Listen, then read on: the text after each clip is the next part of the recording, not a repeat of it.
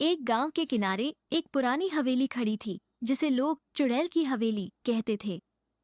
ये हवेली कई सालों से वीरान पड़ी थी और गांव के लोग मानते थे कि वहां एक भूतनी का वास है। रात का समय था और पूर्णिमा की रात, जब चांदनी रात ने हवेली को एक अद्भुत रहस्यमयी रूप दे दिया था।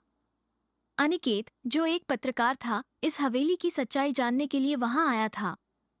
वो भूत प्रेत पर विश्वास नहीं करता था और उसे ये कहानी सिर्फ अंधविश्वास लगती थी। हवेली के अंदर कदम रखते ही अनिकेत को एक अजीब सी ठंड महसूस हुई।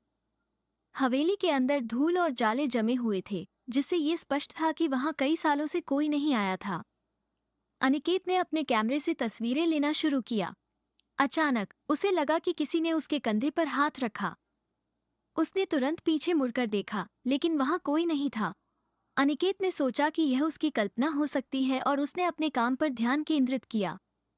हवेली के दूसरे मंजिल पर उसे एक कमरा मिला जिसमें एक पुराना दर्पण था।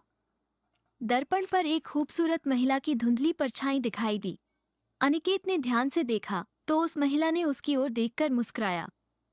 अनिकेत का दिल तेजी से धड़कने लगा। उसने सोचा कि यह सब उसका भ्रम हो सकता है, लेकिन फिर भी उसने उस परछाई की तस्वीर ले ली। तभी उसे एक पुरानी डायरी मिली। डायरी में लिखा था कि उस हवेली में रुक्मिणी नाम की एक महिला रहती थी, जो बहुत ही सुंदर और दिलकश थी। लेकिन गांव के जमींदार ने उसकी सुंदरता के कारण उसे अपना बनाने की कोशिश की। रुक्मिणी ने उसकी बात नहीं मानी, तो जमींदार ने उसे प्रताड़ित किया और उसकी हत्या कर दी।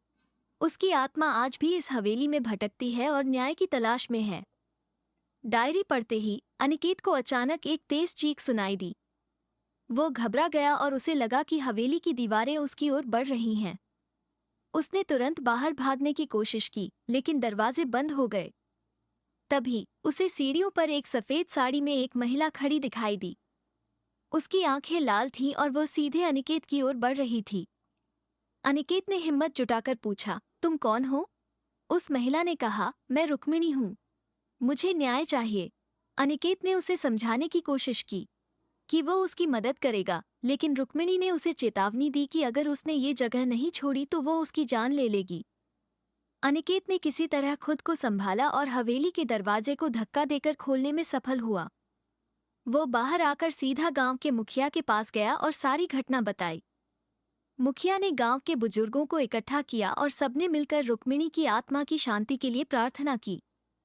कुछ दिनों बाद अनिकेत ने गांव के लोगों की मदद से उस जमींदार के पुराने घर में जाकर उसके पापों के सबूत इकट्ठे किए और उसे पुलिस के हवाले कर दिया।